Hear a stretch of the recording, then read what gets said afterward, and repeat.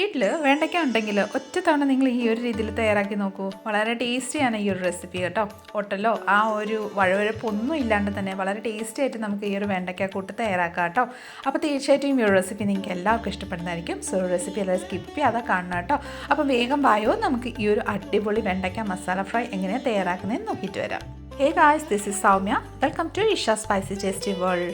നമ്മുടെ ഈ ഒരു വെണ്ടയ്ക്ക കൂട്ട് തയ്യാറാക്കാനായിട്ട് നമ്മളിവിടെ വെണ്ടയ്ക്ക നന്നായിട്ട് വാഷ് ചെയ്തതിന് ശേഷം വെള്ളം എല്ലാം നന്നായിട്ട് തുടച്ചതിന് ശേഷം ഏകദേശം ഈ ഒരു വലുപ്പത്തിൽ നമ്മളിവിടെ കട്ട് ചെയ്ത് റെഡിയാക്കി വെച്ചിട്ടുണ്ട് കേട്ടോ. അതിനുശേഷം നമുക്ക് ഇതിൻ്റെ സ്പെഷ്യൽ മസാലക്കൂട്ട് നോക്കാം.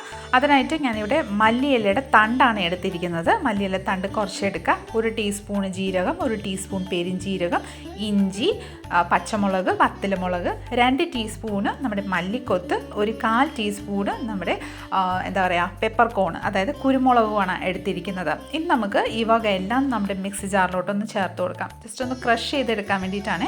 അപ്പോൾ നമ്മൾ എല്ലാം മല്ലിയിലയുടെ ആ തണ്ട് ജസ്റ്റ് ഒന്ന് കട്ട് ചെയ്ത് ആഡ് ചെയ്ത് കൊടുത്തിട്ടുണ്ട്. നമ്മുടെ പച്ചമുളകും കൂടെ ഒന്ന് ചോപ്പ് ചെയ്തിടുക. എന്നിട്ട് വത്തലമുളകും കൂടെ ജസ്റ്റ് ഒന്ന് കട്ട് ചെയ്തതിന് ശേഷം നമ്മുടെ ഇഞ്ചിയും കൂടെ ആഡ് ചെയ്ത് ബാക്കിയുള്ള ഡ്രൈ ഇൻഗ്രീഡിയൻസ് എല്ലാം നമുക്ക് ഇതിലോട്ടൊന്ന് ആഡ് ചെയ്ത് കൊടുക്കാം.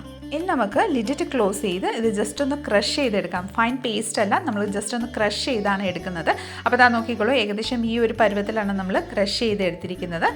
അതിനുശേഷം നമുക്കിത് ജസ്റ്റ് ഒന്ന് മാറ്റി വെച്ച് കൊടുക്കാം. മാറ്റി വെച്ച് കൊടുത്തതിന് ശേഷം നമുക്കൊരു കടായി അടുപ്പത്ത് വെച്ച് കൊടുക്കാം. അതിലോട്ട് ഞാനൊരു 2 ടേബിൾ സ്പൂൺ ഓയിൽ ചേർത്തിട്ടുണ്ട് കേട്ടോ. ഞാനിവിടെ സൺഫ്ലവർ ഓയിലാണ് ചേർത്ത് കൊടുത്തേക്കുന്നത്. ശേഷം നമ്മൾ കട്ട് ചെയ്ത് റെഡിയാക്കി വെച്ചിരിക്കുന്ന വെണ്ടയ്ക്ക ആഡ് ചെയ്ത് ഒരു 90% കുക്കാവുന്ന വരെ നമുക്ക് ഇതൊന്ന് നന്നായിട്ടൊന്ന് മിക്സ് ചെയ്തുകൊണ്ട് തന്നെ ഇടയ്ക്കിടയ്ക്ക് മിക്സ് ചെയ്ത് നമുക്ക് ഇതൊന്ന് റോസ്റ്റ് ചെയ്തെടുക്കാം. ആ ഒരു വഴുവഴുപ്പ് മുട്ടലൊന്നും ഇല്ലാണ്ടാവാൻ വേണ്ടിയിട്ടാണ് നമ്മൾ ആദ്യമേ ഇങ്ങനെ ചെയ്യുന്നത് കേട്ടോ. അപ്പോൾ നന്നായിട്ടൊന്ന് റോസ്റ്റ് ചെയ്തെടുക്കാം. അപ്പോൾ ഇതാ നോക്കിക്കോളൂ, നമ്മുടെ വെണ്ടയ്ക്ക ഇവിടെ പെർഫെക്റ്റ് ആയിട്ട് നന്നായിട്ടൊന്ന് റോസ്റ്റായി വന്നിട്ടുണ്ട്. ഏകദേശം ഇത്രയും റോസ്റ്റ് ആയാൽ മതി കേട്ടോ. ഇനി നമുക്കിത് ഒരു പ്ലേറ്റിലോട്ട് ഒന്ന് ട്രാൻസ്ഫർ ചെയ്ത് കൊടുക്കാം. റോസ്റ്റ് ചെയ്ത് വെച്ചിരിക്കുന്ന വെണ്ടയ്ക്ക ജസ്റ്റ് ഒരു പ്ലേറ്റിലോട്ട് മാറ്റി വെച്ചതിന് ശേഷം അതേ സെയിം കടായിലോട്ട് 2 ടേബിൾ സ്പൂൺ ഓയിലൊന്ന് ചേർത്ത് കൊടുക്കാം. ഓയിലൊന്ന് ചൂടായി വന്നതിന് ശേഷം നമ്മൾ ക്രഷ് ചെയ്ത് വെച്ചിരിക്കുന്ന ആ ഒരു മസാലക്കൂട്ട് നമുക്ക് ഇതിലോട്ടൊന്ന് ആഡ് ചെയ്ത് കൊടുക്കാം കേട്ടോ. മസാലക്കൂട്ട് ആഡ് ചെയ്തതിന് ശേഷം നന്നായിട്ടൊന്ന് മിക്സ് ചെയ്ത് ആ ഒരു മസാലക്കൂട്ടിൻ്റെ പച്ചമണം മാറുന്നിടം വരെ നമുക്ക് നന്നായിട്ടൊന്ന് വഴറ്റിയെടുക്കാം. മസാലക്കൂട്ട് ഒന്ന് വഴണ്ട് വന്നതിന് ശേഷം നമുക്കിതിലോട്ട് ആവശ്യമനുസരിച്ച് ഉപ്പ് ആഡ് ചെയ്യാം. ആദ്യം കുറച്ച് ആഡ് ചെയ്തതിന് ശേഷം നന്നായിട്ടൊന്ന് മിക്സ് ചെയ്ത് കൊടുക്കുക. ശേഷം നമുക്കിതിലോട്ട് ഒരു മീഡിയം സൈസ് തക്കാളിക്ക ഞാൻ മിക്സി ജാറിലോട്ട് ജസ്റ്റ് ഒന്ന് ക്രഷ് ചെയ്തെടുത്തിട്ടുണ്ടായിരുന്നു. അതും കൂടെ നമ്മൾ ആഡ് ചെയ്ത് കൊടുക്കുന്നുണ്ട്. അത് ആഡ് ചെയ്ത് ആ ഒരു തക്കാളിക്കയുടെ പച്ചമണം മാറുന്നിടം വരെ നന്നായിട്ടൊന്ന് വഴറ്റിയെടുക്കാം.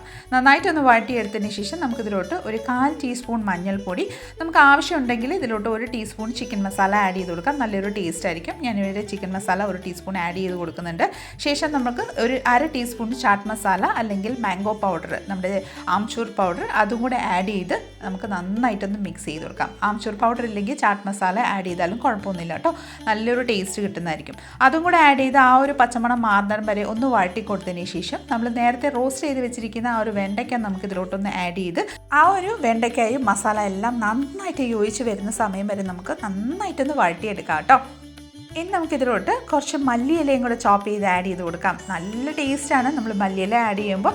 അപ്പം മല്ലിയിലയും കൂടെ ആഡ് ചെയ്ത് നന്നായിട്ടൊന്ന് മിക്സ് ചെയ്ത് കൊടുക്കാം. മിക്സ് ചെയ്തതിന് ശേഷം ഞാൻ ജസ്റ്റ് ടേസ്റ്റ് ചെയ്ത് നോക്കിയപ്പോൾ കുറച്ച് ഉപ്പിൻ്റെ കുറവുണ്ടായിരുന്നു. അപ്പോൾ ഞാൻ കുറച്ച് ഉപ്പും കൂടെ ഒന്ന് സ്പ്രിങ്കിൾ ചെയ്ത് കൊടുക്കുന്നുണ്ട് കേട്ടോ. അപ്പോൾ നിങ്ങളും അതുപോലെ ഉപ്പൊക്കെ ഉണ്ടോ എന്നൊന്ന് ചെക്ക് ചെയ്തോളൂ കേട്ടോ. അപ്പോൾ അതിനുശേഷം നന്നായിട്ടൊന്ന് മിക്സ് ചെയ്ത് കൊടുക്കാം. മിക്സ് ചെയ്തതിന് ശേഷം എന്താ സൂപ്പർ ടേസ്റ്റി ആയിട്ടുള്ള ഒരു നമ്മുടെ ഈ ഒരു വെണ്ടയ്ക്ക കൂട്ടാൻ, അതായത് വെണ്ടയ്ക്ക മസാല ഫ്രൈ ഇവിടെ റെഡി ആയിട്ടുണ്ട് കേട്ടോ. നമുക്ക് ഫ്ലെയിം ഓഫ് ചെയ്തിട്ട് നമുക്കൊരു സർവിങ് ബൗളിലോട്ട് സർവ് ചെയ്ത് കൊടുക്കാം.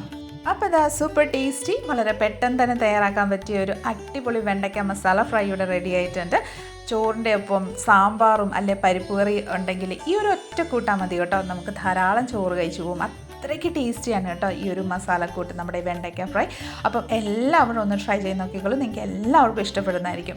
നമ്മുടെ ഇന്നത്തെ റെസിപ്പി നിങ്ങൾക്ക് എല്ലാവർക്കും ഇഷ്ടമായെന്ന് വിചാരിക്കുന്നു. ഇഷ്ടമായിട്ടുണ്ടെങ്കിൽ ലൈക്ക്, ഷെയർ, ഫോളോ ആൻഡ് സബ്സ്ക്രൈബും കൂടെ ചെയ്ത് നമ്മളെ മാക്സിമം ഒന്ന് സപ്പോർട്ട് ചെയ്തേക്കണേ. അടുത്ത നല്ലൊരു റെസിപ്പിയും കൊണ്ട് വരുന്നിടം വരെ എല്ലാവരും stay tune, be happy and keep smiling. Thank you for watching and bye bye.